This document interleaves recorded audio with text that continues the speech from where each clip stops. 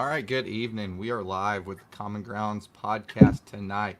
I'm your host, Chris Greenfield from Roasters Marketplace. We've got over, I think the last count today was 118 different coffee roasts from 16 different coffee roasters around the country, available at roastersmarketplace.com. Jump on tonight after the show or during the show for my viewers out there watching. And check out the website. Check us out on Facebook or Instagram at Roasters Marketplace. If you've got any questions, if you're new to specialty coffee, I'll be more than glad to jump online and help you pick out something to brew up here in a couple days after you order it. It's fresh roasted and sent directly to your door. Tonight, we are really awesome special guest that I've been trying to get on the show for a couple weeks. Looking forward to it. As soon as I launched this program, I reached out to Lance, and he's a busy, busy man. And so, Lance, go ahead and introduce yourself to the audience out there as everybody kind of gets off work and pulls us up tonight. And tell us a little bit about where you're from and how you got into being a chef and restaurateur. I guess is the Yeah, proper French name for it, right? something like that. Yeah, this is called working your ass off. No, I'm Lance McWhorter. 47 years old. I've been cooking since I was about, I don't know, probably four, but, didn't really get into professional cooking until I was, almost 40. I grew up all over Texas, born in the DFW area, sixth generation Texan, so like diehard East Texas roots, and just that's where I'm at right now. This isn't my house. This is some creepy old haunted hotel in Jefferson, Texas, that we're just taking a day off and staying up here. So, but yeah, just got into cooking because I just loved it, and I was looking for something to do after, a couple branches of the military and firefighting and security contracting, and then cooking was just where I wound up going. It seemed like it would be fun. And I don't know why. I don't know where it came from. It's like just woke up one day and I was like, I have this really cool job, working for the State Department in Iraq. I think I'm going to give it up and go make, $35,000 a year as a line cook. It's like, it's pretty dumb, but, but rewarding, it's like, it's been a lot of fun, and it's been a hell of a ride since I started. That was, I guess, the summer of 2013. I came back from Iraq and went after it, and wound up running a few cool kitchens, and then wound up working for some really great chefs in the Dallas area that taught me a ton. And then, managed to open up my own place in Tyler, Texas, called Culture ETX. Fun little kind of global thing. I just kind of cook anything I want to. It's all my travels around the world. I've been to like 40 different countries, so there's a lot of that influence that goes into what I make. And my wife's also in the industry, Bailey. She's at BBQ Pitmasters, and so we get to work together on a lot of food, and it's just a blast. It's a lot of work. It's a lot of hard work, but it's also a lot of fun. It's really rewarding. A little place like mine, where the kitchen's right in the dining room, I get to sit there and watch people eat it, watch their head, that first bite. They sit back in the chair and their heads nod, and they're taking pictures of their food. It's kind of instant gratification while you're doing it too. Not talking. I love it. That's one of my favorite things. When Yeah. I'm a bit of a foodie, and we'd a lot rather. Well, depending on what the work week's been like, it's a pretty much guarantee if I throw down in the kitchen that it's going to be better than what we've went out to eat, Mm-hmm. unless we go out and spend 150 $200 someplace, Right. or we stand in line and wait for 2 hours. Mm-hmm. And I always like having friends over and cooking for everybody, and then the conversation ends when the food ggets on the table because everybody's Yeah. just eating. Yeah. It's always fun. So how many seats are in your restaurant? How many? 38. Yeah. 38. 38. It's tiny. It used to be an old Subway, like an old Subway sandwich shop. So it's this tiny little place.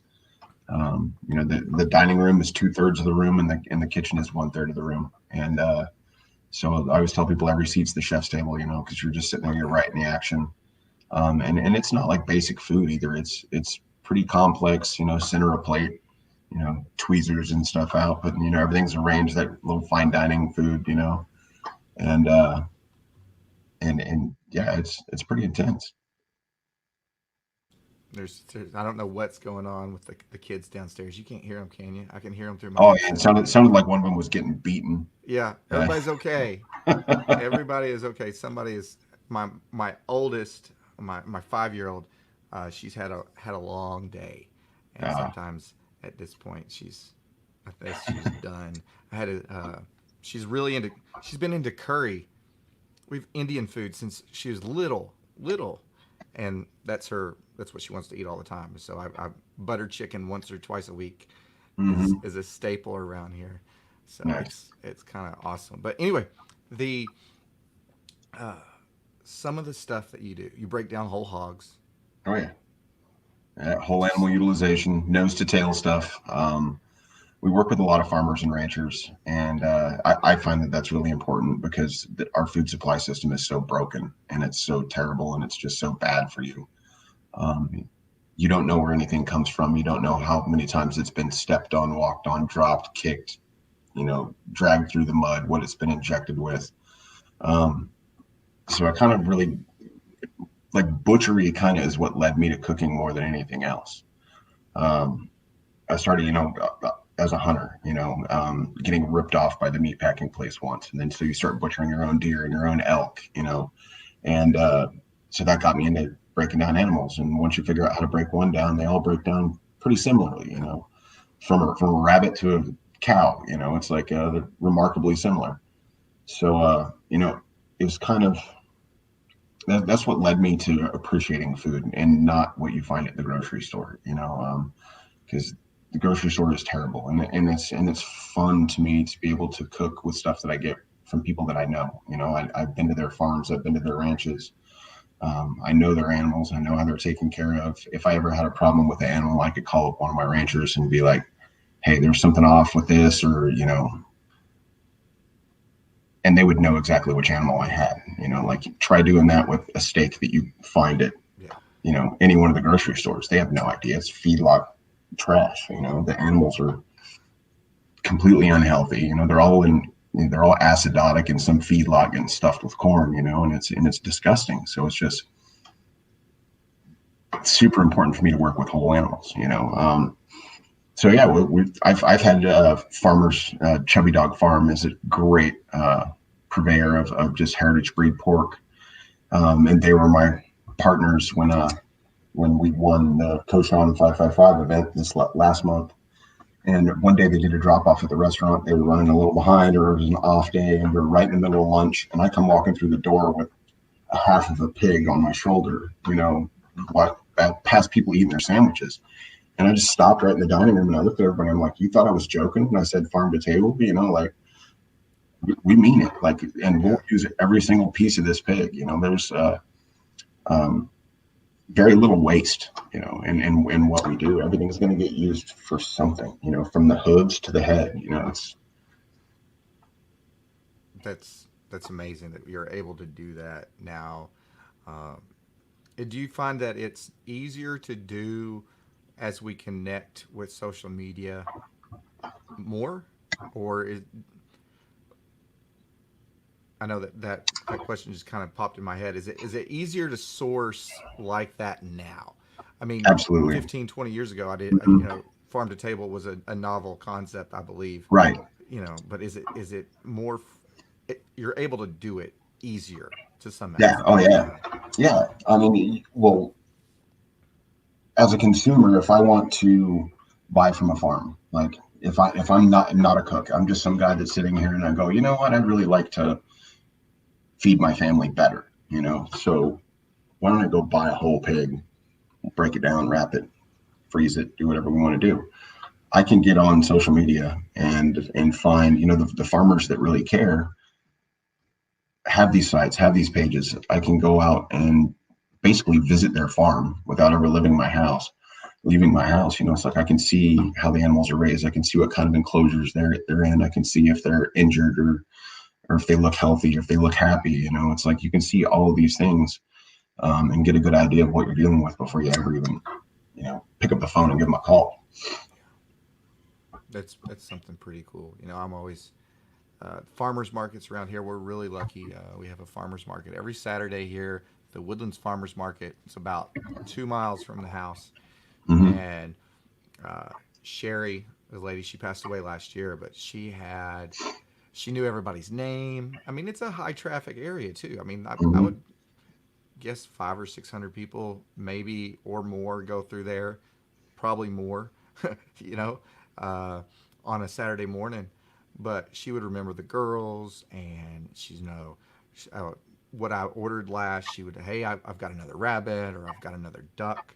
I've got some more sausage. Hey, you've got to try this. I've made this. Try, and give Hmm. samples. And she was awesome. And it's such an awesome experience when you can do that and build a relationship with the people you're sourcing Hmm. your food or your coffee from. I'll get a little plug in there, right? But it's more meaningful when you know where your food's coming from. Yeah, It absolutely. and that's just on top of the quality that you're getting when it comes down to it. What's one of your so say the name of the farm again, the pig farm that you were getting from? Oh, the one that there's a bunch of great farms out there. One of the ones that I've worked with the most for several years now has been Chubby Dog Farm. They're out of Grapeland, Texas, kind of down by Crockett National Forest, and it is just beautiful farm, wonderful people, and their pork is just top notch. It's absolutely incredible. I got into it when I was cooking in Dallas. Got to meet them. I was working at FT33 in Dallas with Matt McCallister, who's kind of a legendary farm to table chef. And we would get their pigs in for making charcuterie, cured meats, things like that. And they had this particular breed or cross that was amazing for charcuterie. It's a red wattle and Mangalitsa cross.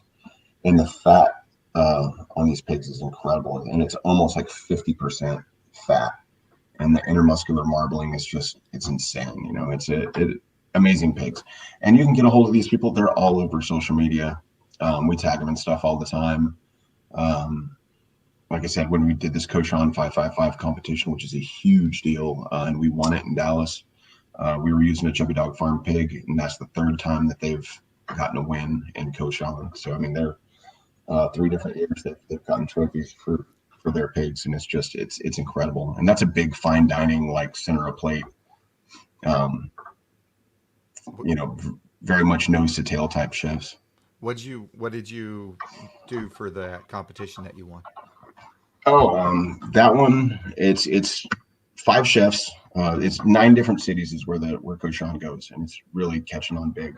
They've been around for I think better part of a decade, or if not a little more now. But 9 stops. They do 5 chefs, 5 farms. So basically 5 heritage breed pigs, and then 5 sommeliers. And you have to make 6 different dishes with one pig, utilizing everything, and you have to feed about 600 people off that one pig. Excuse me. And so I did, 6 different dishes. Had to feed it. I felt bad for all the judges, because they had to go to 5 different chefs and eat 30 bites of things. But we did um, like a smoked copa, which is like the neck muscle of the pig. We did Brian Bingham, who's an amazing pitmaster from Bodacious on Marbley and Longview. He was one of my teammates. I got to select this great team, and he came out and we worked on a boudin dish together. With crispy ham. We did a fast cured ham and made some boudin. And then my wife Bailey, she's also a pitmaster. She did some burn ends. And I made like a head cheese, like a pig's head relish to go over the top of Yeah. the burn ends. Just weird stuff, but it was delicious. Um, Chef Robert Kane, who's a really great Dallas chef, he came out and he and I worked a corn dog dish together. Like we just took a bunch of random pork and like made these really dope corn dogs, and just utilizing everything. And it's as much about the flavor of everything in the presentation as it is um, the utilization of all the parts. And that was important to them, was to make sure that we're using everything from the entire pig, including blood and guts and bones and whatever. And you can use all that stuff. The I've always wanted to do the head cheese. I've always wanted to Mhm. try and make my own. Never had the chance to do it, but Yeah. I might have to come up and see you, Yeah, and that's super easy. we'll throw Yeah, down. super easy. Like I should do like some video or something about how to do it. Just send it to you. 'Cause it's super I've easy. I've got the Chef Michael. I'm going to say his name wrong. Ruhume rooms, the charcuterie book. It's got the big thick book. I've got one downstairs. I'll post a link to it. But they've got some head cheese in there, a recipe or two, and I think I know who you're talking about. It's the same guy that did Thomas Keller's book, yeah, yeah, Ruhlman, Michael Ruhlman. Reuben, yeah, Yeah, that's it. Yeah, yeah. He's got one that's called charcuterie. He's got one that's called salumi, which is more of the Italian methods. And you have to check him because like sometimes his ratios are kind of goofy, but there's some good starting points. There's some good building blocks in those books. there's Like some good. that was kind of like my first stop on charcuterie books. Then I got into like Eli Caro and Olympia. It's like the Olympia Provisions um, cookbook, like charcuterie book is really good. I've got a really Um, good one on my Kindle that mhm. has a breakdown.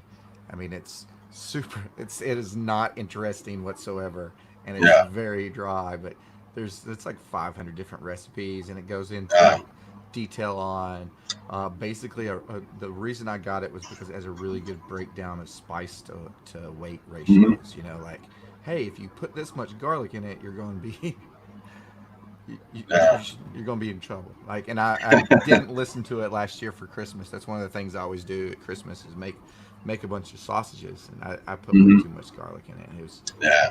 not Well, it'll not bleed fun. through them. Yeah, it sounds like a Stanley Mariansky book, though. That's like Mariansky books are amazing, but they're like it's total like scientific. Like there's no emotions. Like yeah, it's like getting cooking lessons from the Borg. Yeah, there's no You know, like reading. There's no reading it. It's like flip to the. What do you want? What do you want? yeah, Okay, yep, that's totally. it. That's we're good.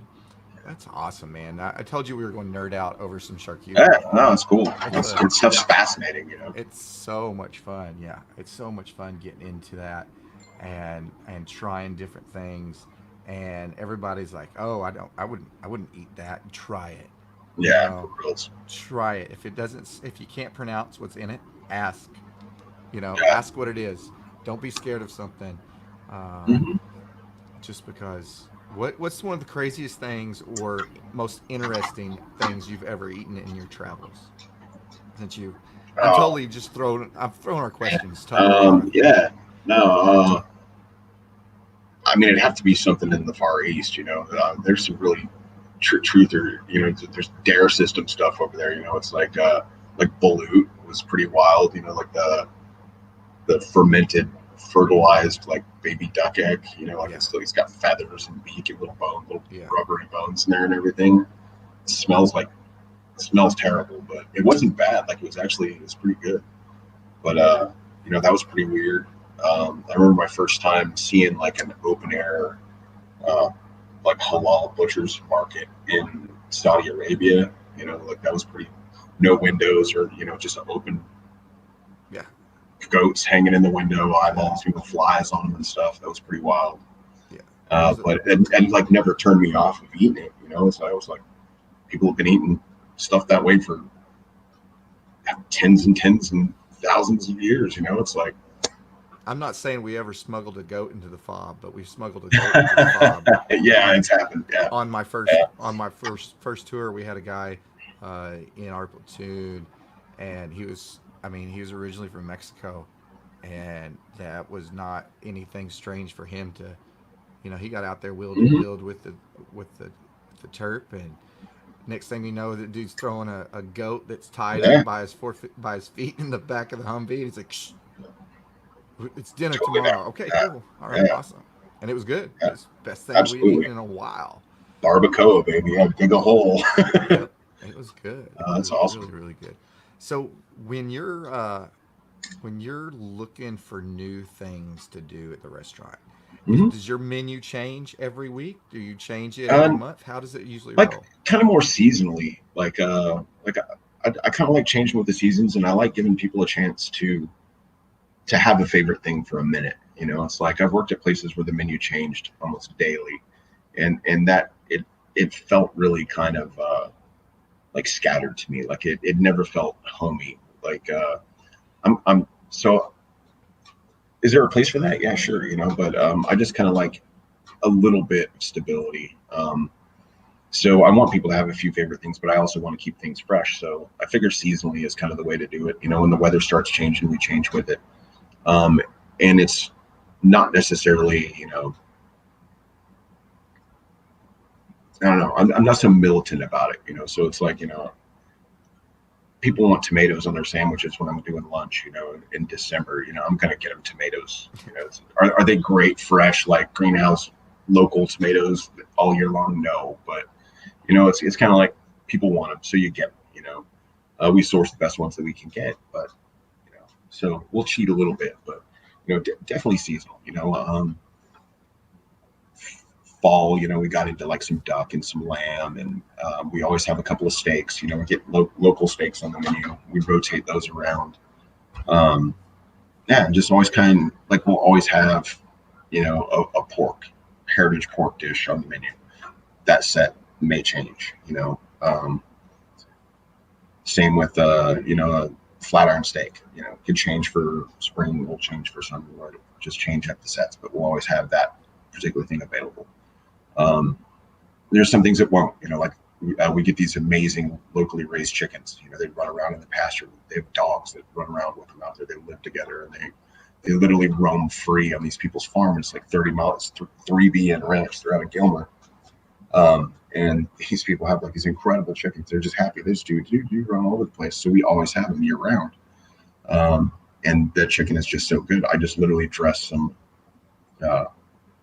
some like baby arugula and put it with the chicken because it doesn't need anything else. There's nothing needs to go with that chicken. It's so mind-bendingly good. You know, it's just simple. You know, but like to address your question, like when I do change stuff, it's I just try and keep it simple. You know, it's and respect the ingredients and try not to be too crazy with things. You know, because I don't know. I think that a lot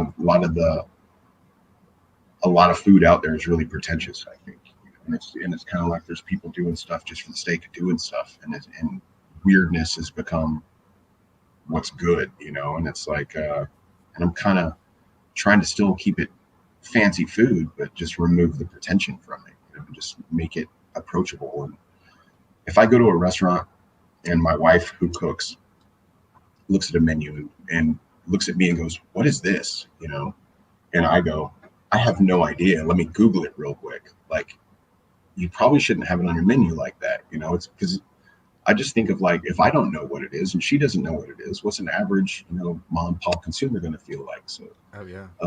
You know, just keep it simple and good, you know. So without thinking really, really hard about it, steak or pork chop? Pork chop. Yes, yes. I knew Yeah. we were friends. I knew we were like separated at birth. I would rather have a really good pork chop than a Yeah. steak, and I might lose some fans over it. But hey, you're missing out. There's the fat content and the flavor Mhm. that you can get from a really good pork chop is Especially a good one. Yeah, that's a heritage breed all the way. And I'm not talking like a pork chop from the grocery store, because I would not eat a pork chop from the grocery store. Like I literally I will not. You know, I don't know if your grandma was like, there's this little trailer here in Jefferson. We used to live up here. It's called Little Mama's Kitchen. It's a little porta building, like at an intersection, and she has these incredible like fried pork chop sandwiches, and it is just grocery store, you know, bone-in pork chops, breaded and then slapped on Wonder Bread with some pickles, and it is so good. Like I will eat that all day long. But like an actual pork chop, it's got to be, you know, heritage breed, really good quality, you know, and the flavor is insane. Like it'll just blow your mind. And Bailey and I were talking about this earlier today. It was like, you know, we were talking about beef or pork, you know, in barbecue. because we're visiting with our pitmaster friend Stephen Joseph here at Don't get us Urban kicked Port out of Barbecue. Texas. Be careful there. Don't. But I mean, we were Don't. like, what's our favorite stuff to eat, and pork chop all day long. Steak is it's great. I love steak. I mean, I'll eat steak all day, But if given a choice between like super primo pork chop and a steak, I'll get it. I'll get the chop. I'm right there with you. I always get the chop. If we're at somewhere, uh, Killian's, I think this is his name, is who just opened up a steakhouse here in the Woodlands, and they've got Hmm. a double cut pork chop smoked that's absolutely delicious, and Yeah. it's probably one of the better price points on the menu compared Hmm. to yeah, I might every once in a while try that $80 or $90 steak, but I'd a lot Yeah. rather try the the pork chop because Hmm. it looks good. Yeah. And I'd rather have oxtail than I would a steak. Maybe it's just the fat. Maybe it's on when it comes to beef. When it comes to a Hmm. cut of beef, I think oxtail would be my more lean to cut when it comes to beef, and it's probably fat content. I'm a fatty guy. Well, I think that's, the fat content. I think that's why people in Texas gravitate to brisket so much. I think that's why they identify with it so much. It's just because it's that fatty content. It's like that cross between pork and beef. It's that, you know, just slobbering grease all over your face and just, and it's got that richness from the fat that you don't get in a steak, and it was throwaway food forever, and then, those brave Southerners started getting it and cooking it slow, and it's delicious, so I don't think that that we'll get necessarily kicked out of Texas for it because I think that's why they like brisket. I really do.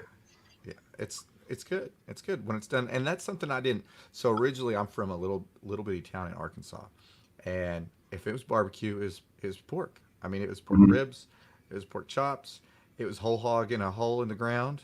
I mean, that's how we grew up. I can't remember a single time before I moved to Texas that I had beef brisket. That's just Hmm. wasn't a thing. All the barbecue was pork, and Yeah. it's all regional, but Hmm.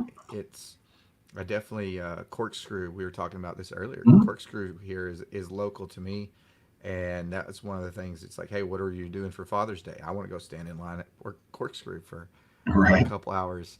Um, but they're doing such a good job out there, Hmm. and there's so many good restaurants coming out now.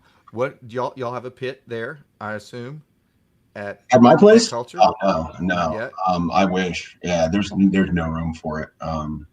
That's we're kind of keeping our eyes open for Bailey's, place to where we can throw up a smoker for her to work out of. She might just be doing pop-ups here for That's shortly. cool.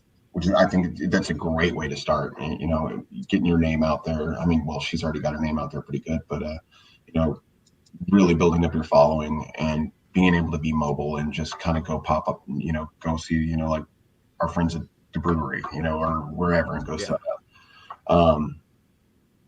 But yeah, I wish I could fit a smoker in my place. Like whenever I smoke anything, I'm reduced to wood chips in a perforated pan and tin foil and like rigging smokers up on my stove. It's kind of a pain, but it's it's definitely awesome. And the things that people are doing with barbecue, like you're saying, corkscrew and down there in Houston, Russell, Misty Regals and Aramalakian and Harlem Road and like the guys down at Blood Brothers down there are crushing it. But they're doing things that, and this is what kind of got me interested in it is that they're doing things more like how I cook. Like I do the fine dining tweezer stuff. My wife's the barbecue cook, and it's really got me interested in it. Is watching her grow as a cook and watching her learn and and asking her questions and trying to understand the process and it's been an amazing kind of secondary journey for me to cook and yeah, it's a gas, so hopefully a smoker in my future. It's just there's so much you can do with food. I mean, Hmm. thankfully, I'm pulling up. I'm working on pulling you up here on Facebook. Let's see. I'm going to show some pictures of what you've done at Culture here, just in case I've got some people watching that aren't familiar with you, and then we can talk about this. I've Yeah. totally thrown the questions out for tonight. Sorry about that. Oh, you're We're good. a little Uh, we're a little impromptu here, uh, and I'm going to do a share screen right here. Let's do it. Let's do it. bam. So Marrow. so the bone marrow. Tell us a little bit about this. Yeah. That is, I get my bone marrow from one or two places. It comes from either Cypress Creek Beef in Waukegan, Texas, which is kind of out on the Louisiana border, east of Tyler, um, and or Cut Beef, which is a local Tyler beef rancher. Both of them are incredible quality beef. And I know the farmers personally. I know their faces. I know their ranches. I know how they treat their animals. I know where that's come from. That bone marrow is it definitely has a smoked element on there too. 5 different mushrooms: bunapi, maitake, shiitake, buttons. Then they've all been hickory smoked, and then there's bourbon bacon jam on there. Little red vein sorrel served with bread. You just spoon it on the bread, and it's just like this smoky meat butter. It's pretty awesome. And that's one of those we source it locally, so we have a very limited amount to sell every week. So this is one that we usually run out of by Friday. So I always kind of tell people, you want bone marrow, get there Wednesday or Thursday, because midway through Friday it's going to be gone. Now the octopus. I'm pulling that up. I'm sorry, Joe, but I'm pulling this up because I am totally scared of fish and octopus and stuff like that I'm going to mess it up. Not that I don't want to try it, because I love it, but I'm always scared I'm going to mess it up at home. Octopus is tricky. It's and that's in the marinade phase right there. It's been blanched, then it's marinating, and then I bag it, sous vide it, then really hard pan sear it, and I pan sear it in leaf fat, which is the internal fat from the pig. And so it gets this really hard cast iron sear. Then it goes in this big brick oven that we have, and it just gets kind of blackened up.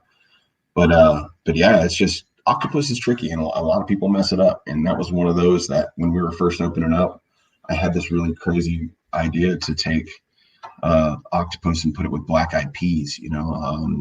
There's this place we used to always go to in Dallas, and they had this like kind of dope little baby octopus dish with lentils, and I was just like, oh, that's kind of cool, and I was like, I kind of like the texture differences, and I was like, well, I know I want to do black-eyed peas, and I know I want to do octopus, and I get this homemade crispy ham that's in the peas, and the ham and octopus is awesome together. And so yeah, came up with this Spanish octopus on black-eyed peas, and Bailey was like, nah, that's totally not going to sell in Tyler, like ever. Like people are never going to buy that.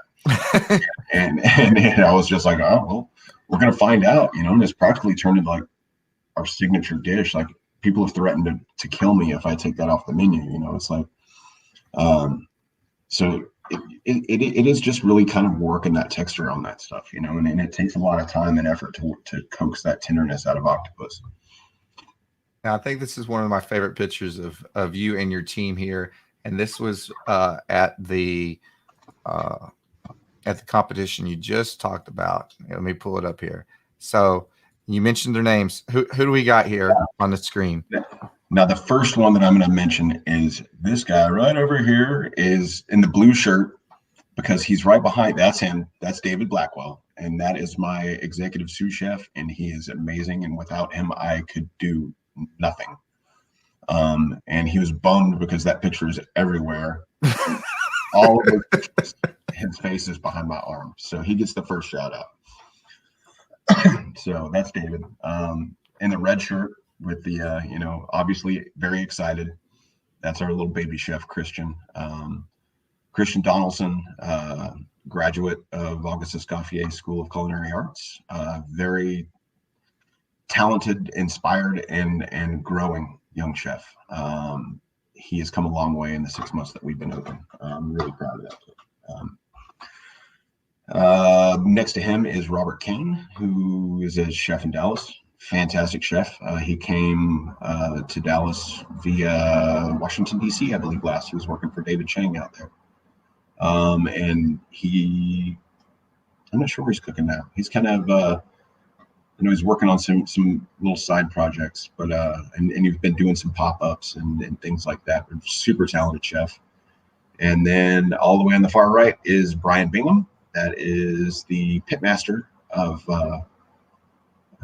Bodacious on Marbley Road in Longview, Texas. I think they're ranked number 4 in the state on the Texas Monthly Top 50 barbecue list. And incredibly talented guy. Also culinarily trained, I believe, but got into barbecue just because he loved it, and it shows. The guy is, he's a workhorse, and he's really kicking a lot of ass out in Longview. Then next to him is Bailey. That's my wife, and crazy, super talented barbecue pitmaster.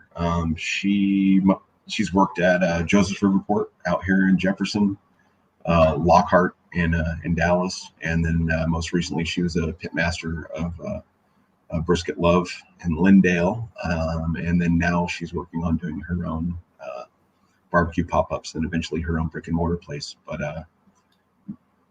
get to work with her a lot now. She's been helping us out at the restaurant. She'll tell you that she doesn't like it because she likes barbecue, but we all love it. She's super talented, and she doesn't just do barbecue. She can flip pans with the best of them. She worked she's worked at a few different restaurants. Like I always say actual restaurants, but barbecue places are restaurants too. But it's just a completely different style of cooking. But she's worked at some really high-end restaurants, flipping pans, and she's a hell of a cook, and she is definitely what keeps me going every single day.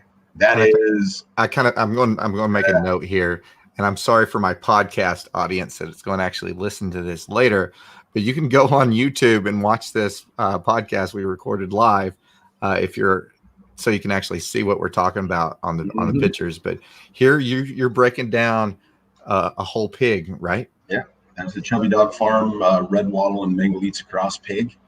And the fat content on those guys is amazing, and it's so incredibly flavorful. I was talking about pan searing that octopus and leaf fat.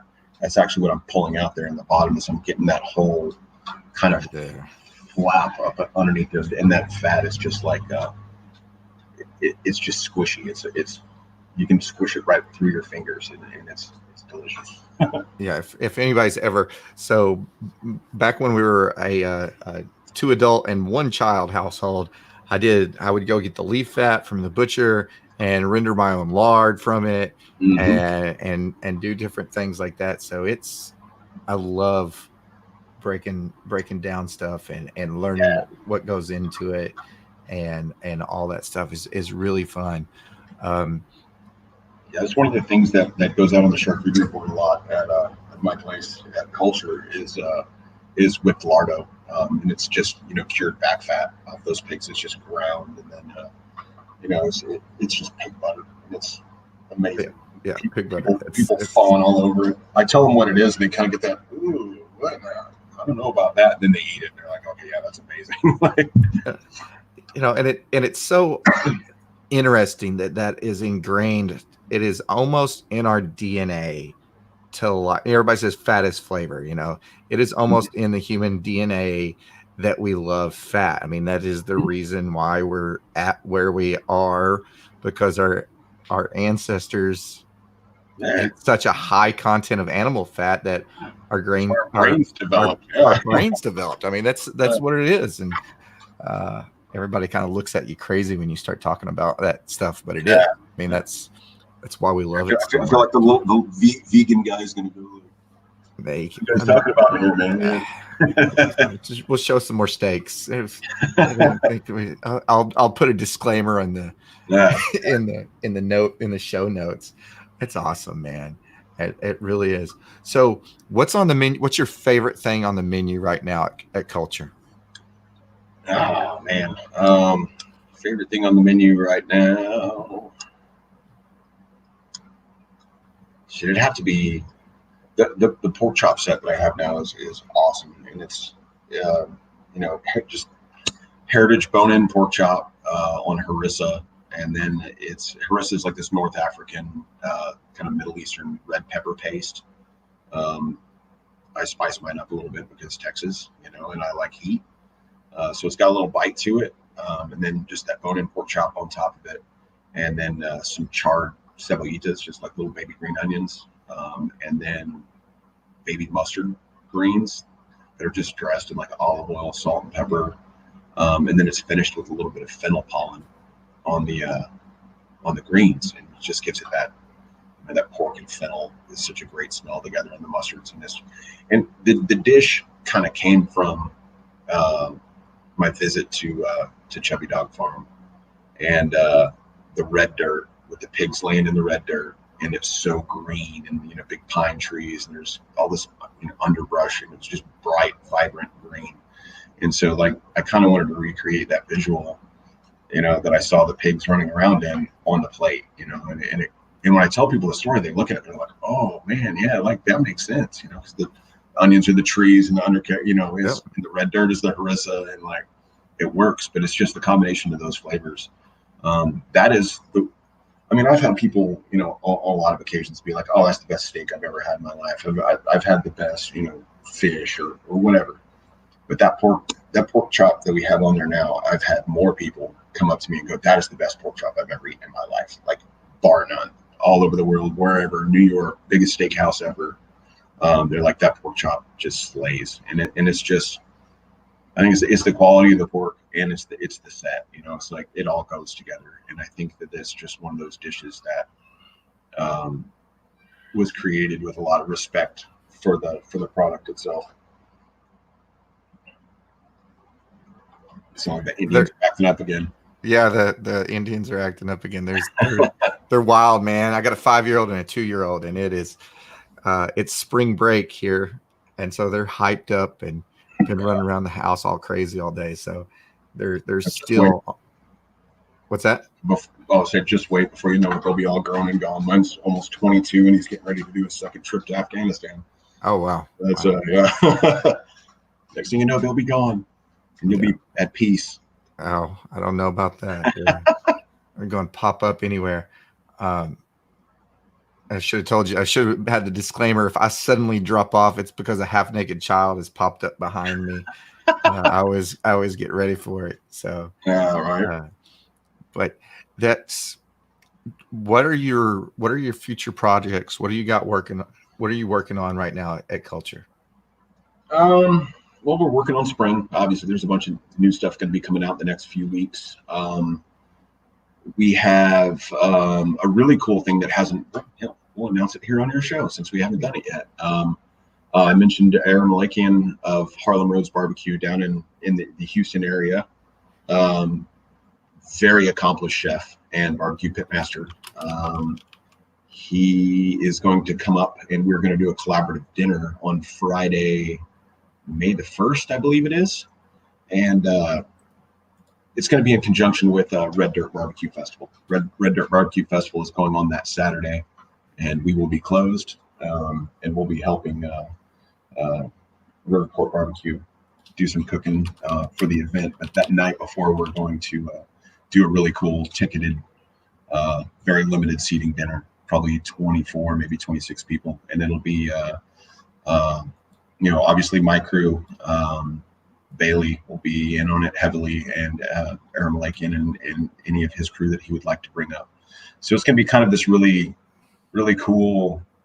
It'll be kind of barbecue themed, but not barbecue at all. It'll be definitely inspired by barbecue, and by traditional Texas barbecue, but it's going to be that center of plate, kind of fine dining experience. I've dropped both of those. I dropped Harlem Road Texas Barbecue in the comments, and Cool. I dropped Red Dirt Barbecue Fest in the comments as well. Mainly for my use later, because I'll definitely be on it. And this sounds like a good reason to see if Grandma can watch the babies for a weekend, and me and the wife do a road trip up to Tyler. So it's not that bad. It's a nice road trip up there. We've actually been I guess, yeah, we've been up to Tyler we went up there 1 year in a row, 1 year, I think, for Legion 8. So I know you might be familiar with that. It's Mhm.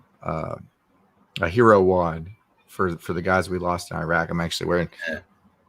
the Legion 8 t-shirt right now, but Premier CrossFit's up there in Tyler. So we've made that trip up there before. We're going to Cool. have to go up and check that out. I'll let you know a little bit beforehand so we can get tickets to that. Yeah, that'll be cool. Yeah, and I'll post it all up on social medias and all that stuff too. But yeah, we're working on that dinner. We've got obviously Grand Cochon is coming up in Chicago later this year. We won the Dallas leg, so they're going through all the other cities right now. I know they just finished up New York and Miami, I think, is this week. But the big Grand Cochon is where all the winners in all the cities come together and we compete against each other for the title. So that'll be awesome. And then, yeah, just working on getting Bailey's pop-ups going, working on the barbecue stuff, and who knows, 4 or 5 years down the road, who knows, who knows where we'll be, what we'll want to do. I mean, culture is amazing. Is it going to be my last restaurant? Probably not. It's like, I love this too much to just kind of get stagnant and stay somewhere for forever, but who knows? I haven't pulled up any comments yet, so I'm gonna pull this one up. Douglas Simmons says Pennsylvania just sucks when it comes to barbecue. Listening to this just makes me sad.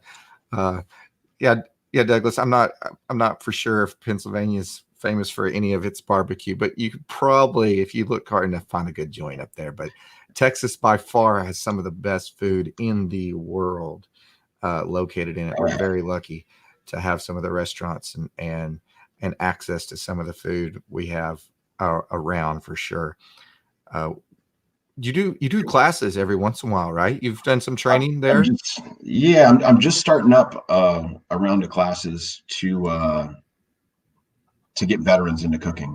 That's kind of like a big deal for me, and that's is the fact that cooking, basically, I tell people, saved my life. It got me out of that headspace when I came home from Iraq and wasn't adjusting all that well, and was kind of having a rough go for a while. I had a really good chef friend of mine drag me into a kitchen, and she just went, her name's Sydney. She just went, dude, you need to be in the kitchen. You need to be cooking. This is what you're born to do, and I'm kind of like, whatever. But she made me do it, and I went in there and I learned, and I got to where I could run a kitchen, and it did. It saved my life. It gave me that mission that I needed. And it's so I kind of want to give back to vets in the area that may want to learn how to cook, whether it's just they want to cook for their family, maybe they want to shift careers, maybe they just want to go hang out with other vets and do some cool stuff, But we're going to start doing that at the restaurant probably, on Monday or Tuesday, once or twice a month. I just put out the first email blast a couple weeks ago, so we're kind of getting a good list of the first attendees, and as soon as we get that list solidified, then we're going to start having those classes, and we kind of show off what we do, to the guys that may be looking for a change, and gals. Because it really is. It's a fun job for us. It's all that attention to detail and that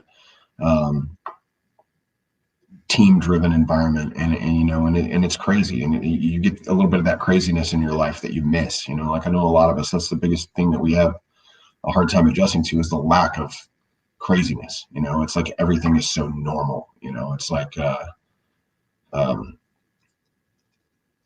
kitchens aren't that way, restaurants aren't that way. Restaurants are insane, and everything's on fire, why is this guy yelling at me? It's like, it's a lot of fun. So, those classes will be coming up soon. I always get a kick out of when I'm moving around in the kitchen, and I cooked I started cooking when I was very, very young as well. And started working in restaurants when I was 14, line cooking back before I wasn't even tall enough to see over where the waitresses hung up the tickets, Mm-hmm. and all the way up until I joined the Army. In my first 2 years of the military, I was a cook, or 3 years, and I was a cook. And you can tell when somebody's in the kitchen that has never been in a kitchen, and you're like, why are you standing there? why are you standing? Don't stand there. Just don't move, please, baby, please move. Yeah, and I do miss it to some extent. When as you're sitting there talking about it, I'm like, yeah, I can definitely feel the teamwork when you're talking about it, and see how that would definitely appeal to that side of you. Where can we find you on social media? We'll do some shout outs right now. Culture ETX, cultureetx.com. And for those of you who don't know, they're listening from far, far away. ETX just means East Texas. That's our, so cultureetx.com, on Instagram, on Facebook. My pages are like Chef Lance McWhorter. You can follow my more personal shenanigans on my pages. When I'm trying to think of what else we have. I think that's it. Just kind of the website. Reservations you can make through the website, all that stuff. We recommend it if you're coming up for dinner. If you find yourself in Tyler and you want to come eat, give us a call, make a reservation, or get on the website, because it's a super small place, and Fridays and Saturdays get booked like real quick. That's awesome. Starting to get that way. Wednesdays are starting to get even busier. So it's just, a lot of stuff's been going on, and we hit that 6-month mark to where people are really starting to hear about you. The word's getting out. You've kind of got, you've kind of got it figured out to where you're actually running pretty smooth and got the kinks worked out of the systems. And, the first 3, 4, 5 months for a restaurant is just kind of, it's insanity, because you have no idea what you're doing, like zero. And it's, we were talking with our friends at Wright's Taco Shop out here in East Texas, and talking about opening businesses and opening restaurants in particular. And we're like, it's the one business that you cannot prepare to do. It's literally insanity. And you could prepare yourself. I mean, I was working at some of the best restaurants in the country, and I was running a great restaurant. I had I had all the experience, all the boxes checked. I knew, I could read a P&L, and I can, make a, beurre blanc, whatever, but man, as soon as it's your keys and your name's on the paper, it's like, it's totally different. And so we're just hitting that stride right now to where I think people are kind of like, all right, they're good to go now. So, just super busy all the time. We're open Wednesday through Friday from 11 a.m. to 10 p.m. And then Saturday we're open 5 to 10. Just for dinner on that day. Lunches are completely different than dinners. Lunches are definitely not fine dining. They're very approachable. Tons of sandwiches, a few entrees. But, even our sandwiches, we take the same approach that we do with the more fine dining dinner stuff, by using, as much locally sourced stuff as we can get, treating it right. The ingredients are what makes it as much local as possible.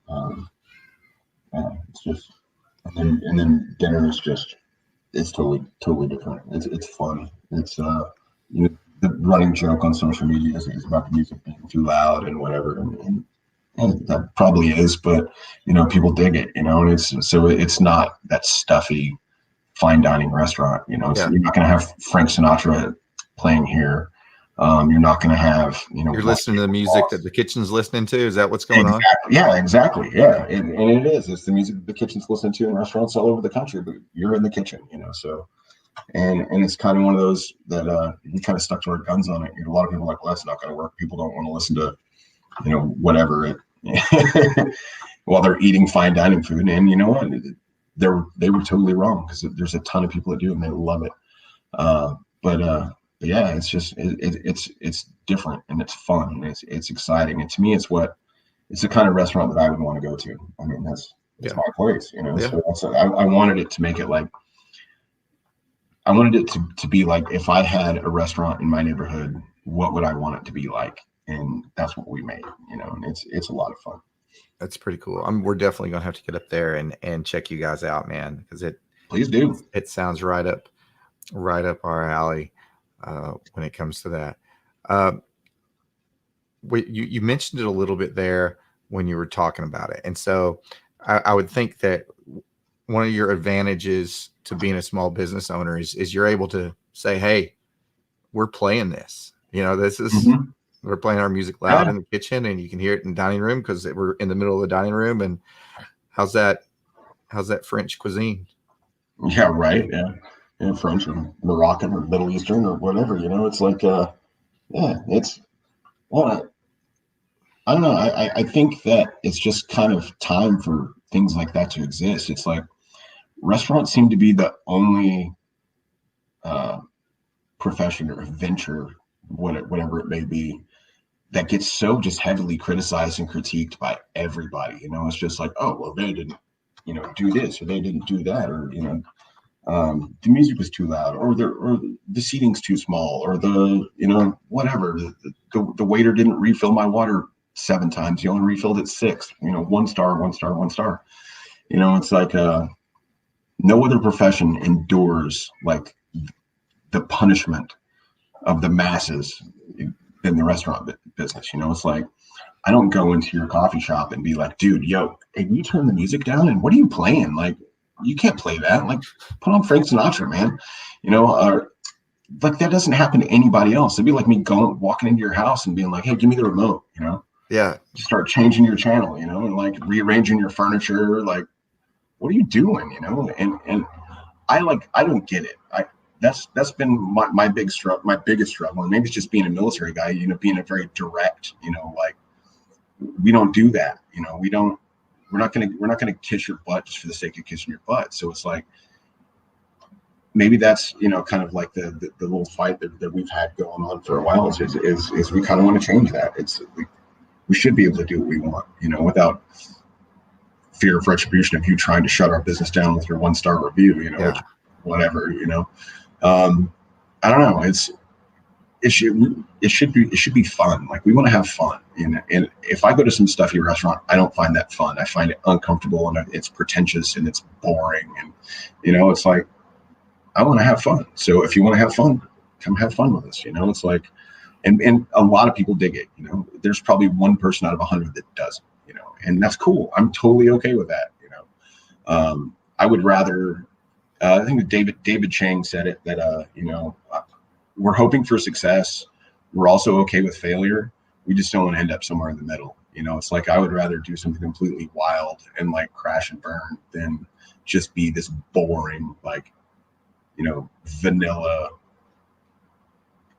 corporate restaurant. Like, no way. Like, I would rather not do that. I would rather never cook again than do that. That's fantastic. And I think that's a perfect note to end the night on. Lance, thanks for getting on here on your mini vacation as you're trekking around East Texas. Watch for the ghosts. Yeah, I didn't see anything. I've been watching behind me the whole time. Yeah, no, you're good. You're good. I was watching as well. You're good. And special thanks goes out tonight to Roasters Marketplace for putting this on. And for bringing you out, Lance. Thanks for being on the show and spreading the word about your awesome restaurant. And so you can find it. I'll put all the links in the comments later. You can, if you're watching on social media right now, if you're watching on Facebook or YouTube, you'll be able to download this podcast on iTunes, Spotify, Stitcher, every major podcast. I'll have it up probably in the next 24 to 48 hours if I'm lucky, maybe a week, depending on what's going on. But you'll be able to download it on all those stations. Check us out at roastersmarketplace.com.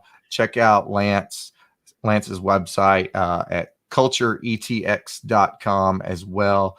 More show links will be up later on. Thanks for watching out there. We've had 5 to 10 viewers this whole time. We've had a bunch of comments on YouTube and everything. But Lance, I appreciate you coming in tonight. And I'm going to see if we can roll credits here right quick. This is the first time I've rolled these out, so we'll see if it rolls.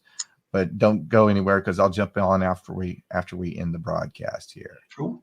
Thanks everybody for watching.